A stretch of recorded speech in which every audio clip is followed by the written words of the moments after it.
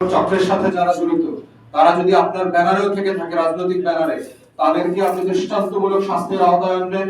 আপনি রাষ্ট্রের পক্ষে থাকবেন, জনগণের পক্ষে থাকবেন। জনগণের ভোগান্তি লাগবে। রমজানের এই সিন্ডিকেট ভেঙে দেওয়ার জন্য যা যা করা প্রয়োজন আপনি করবেন এবং এটা অবিলম্বে করবেন, কারণ সময় খুব কম এখানে।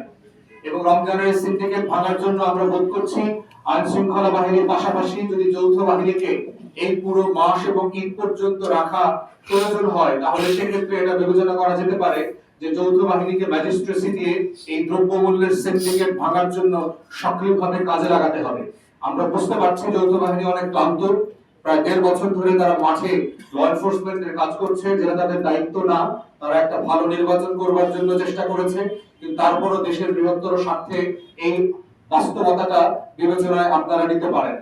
তো আমি সামগ্রিকভাবে ধারণা করছি এবং আশা করছি মাননীয় প্রধানমন্ত্রী, নতুন সরকার সেই জুলাই আকাঙ্ক্ষা বাস্তবায়নের জন্য দৃঢ় চিত্তে কাজ করবেন, দেশের মানুষের পক্ষে দাঁড়াবেন এবং দেশের মানুষের আকাঙ্ক্ষা, ছাত্র যুবকদের আকাঙ্ক্ষা, বিরোধী দলের নিরাপত্তা, বিরোধী দলের রাজনীতি এবং ভোট যারা দিয়েছে তাদের মত প্রকাশের স্বাধীনতা, সেগুলো নিশ্চিত করবেন। আওয়ামী ফ্যাসিবাদের আমলে যেই যেই কারণে তাদেরকে ব্যর্থ হতে হয়েছে, দেশ ছেড়ে পালাতে হয়েছে, তাদেরকে ভূমিধস পরাজয়ের মধ্য দিয়ে লজ্জিত হতে হয়েছে, রাজনীতিতে নাই হতে হয়েছে, এরকম কোন ঘটনা আপনি এবং আপনার সরকারের কাছ থেকে আমরা আকাঙ্ক্ষা করি না। তো আজকে এই ব্রিফিংয়ে আমরা আকাঙ্ক্ষা করছি নতুন সরকার পুরাতন 17 বছরের ভুলগুলো থেকে শিক্ষা নেবে এবং বাংলাদেশকে নতুন করে সংস্কার প্রচারের যে আকাঙ্ক্ষার মধ্যে আছে সেখান থেকে তারা এগিয়ে নিয়ে যাবে পরবর্তী ধারায়। সেই আকাঙ্ক্ষা ব্যক্ত করে আমার সংক্ষিপ্ত ব্রিফিং আমি এখানেই শেষ করছি।